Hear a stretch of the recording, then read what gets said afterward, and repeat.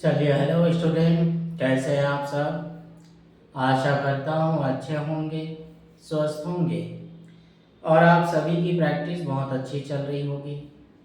आप सभी ने हमारी पिछली क्लास में प्रतिलेखन अभ्यास 21 और 22 का अच्छी तरह प्रैक्टिस कर लिया होगा। तो चलिए, इसी के साथ हम अपनी आज की क्लास शुरू करते हैं। 80 शब्द प्रति मिनट गति, रामधारी गुप्ता की किताब से प्रतिलेखन अभ्यास 23 और 24।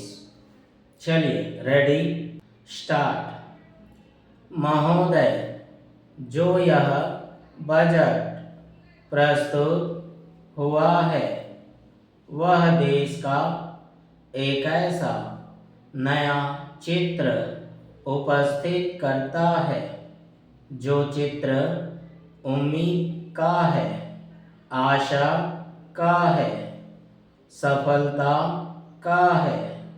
इसमें नए कर ज़्यादा नहीं लगाए गए हैं और जो थोड़े से कर लगाए भी गए हैं वे इस ढंग से लगाए गए हैं कि सभी लोगों पर उसका बोझ पड़ता है। इससे भी उनको निराशा हुई है। दूसरी बात जिससे उनको निराशा हुई है यह है कि 1-2 वर्ष देश को लेन देन के मामले में कठिनाई का सामना करना पड़ा था।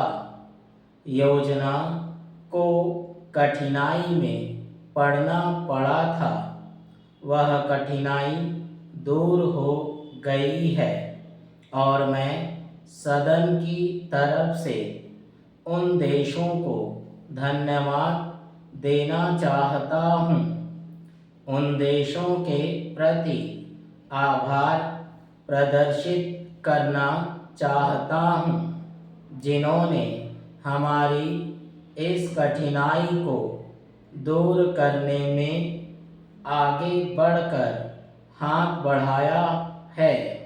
मेरे मित्रों को इससे निराशा हुई है कि विदेशी सहायता बहुत ज़्यादा और तेज़ी से पहुंच रही है और हमारी जो कठिनाई दूर हो गई है इससे उनको परेशानी हुई।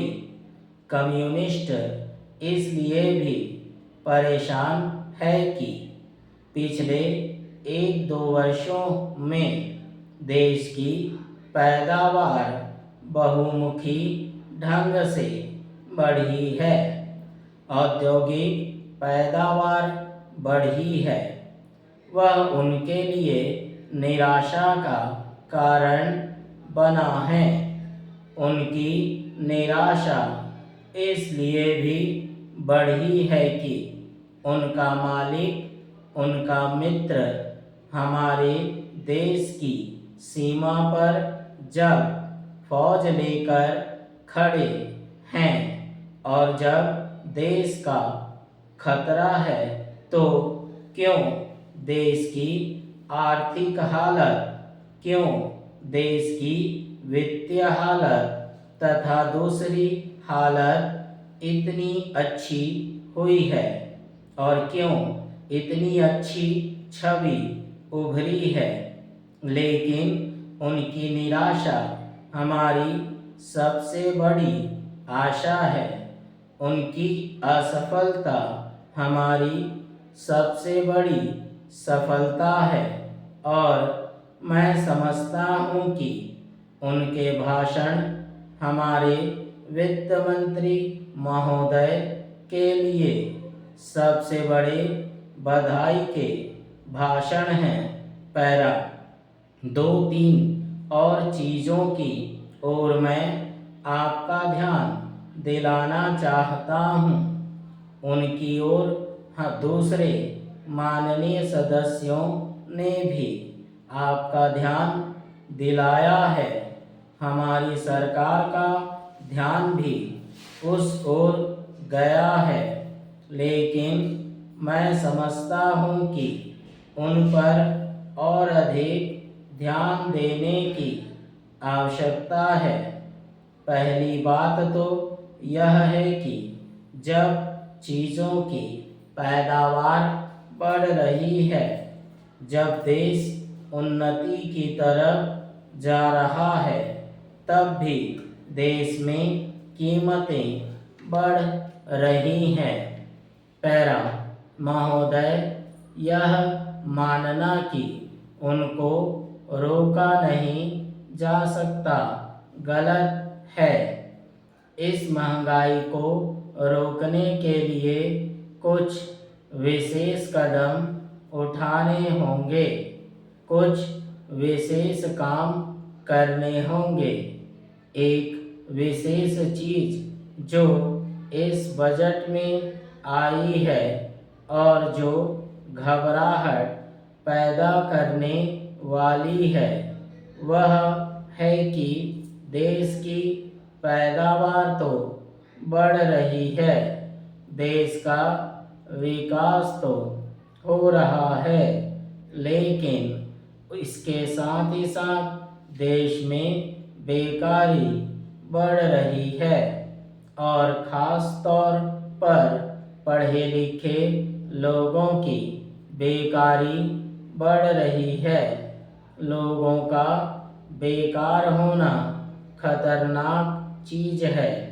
हमारी स्वतंत्रता के बाद शायद यह पहला अवसर है जब हमारी स्वतंत्रता के ऊपर एक आघात हुआ है और हम जिस प्रकार अपनी स्वतंत्रता की प्राप्ति के समय अपना सर्वस्व बलिदान करने के लिए तैयार थे, उसी प्रकार इस समय भी हमें तैयार होना होगा।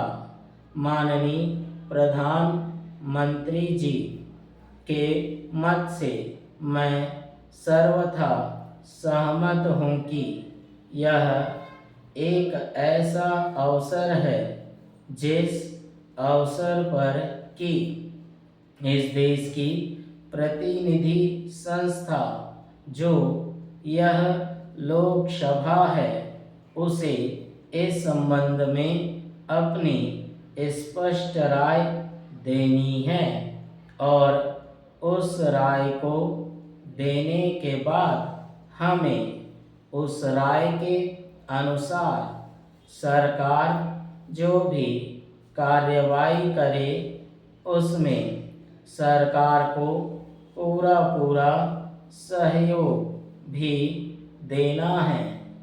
प्रजातंत्र में प्रजा के पूर्ण सहयोग के बिना काम नहीं चल सकता, चाहे वह कोई काम हो, छोटा काम हो या बड़ा काम हो। फिर यह तो हमारी स्वतंत्रता की रक्षा का प्रश्न है और ऐसे अवसर पर प्रजातंत्रवादी राष्ट्र को उसकी सारी प्रजा को सरकार के साथ सहयोग के लिए तैयार रहना चाहिए। पैरा मैंने यह बात कई बार कही है और मैं फिर इसे दोहराना चाहता हूँ कि अनेक ऐसी बातें हैं जिनमें भिन्न भिन्न राजनीतिक दलों के होते हुए भी सब राजनीतिक दल मिलजुल कर काम कर सकते हैं। यह एक ठीक इसी प्रकार का अवसर है। मैं अपने प्रधानमंत्री जी की वैदेशिक नीति का बड़ा भारी समर्थक रहा हूँ और कल इस सदन में इस संबंध में जो बहस हुई उससे भी यह पूरा परिणाम निकाला जा सकता है कि जहाँ तक हमारी वैदेशिक नीति के सिद्धांतों का संबंध है, वहाँ तक इस सदन का कोई दल, इस सदन का कोई भी सदस्य उन सिद्धांतों के विरुद्ध नहीं है। कल मैंने बड़े ध्यान से अपने साम्यवादी दल के नेता का भाषण सुना। उन्होंने यह कहा कि मूल प्रश्न हमारी मूल नीति के समर्थन का है। ठीक है, तो चलिए, ये रहा हमारा 80 शब्द प्रति मिनट गति का डिक्टेशन, है ना, जिसकी आपको प्रैक्टिस करनी है। तो चलिए, आज की क्लास हम यहीं समाप्त करते हैं। मिलते हैं अगली क्लास में प्रतिलेखन अभ्यास 25 और 26 के साथ। तो चलिए, ठीक है, आज के लिए इतना।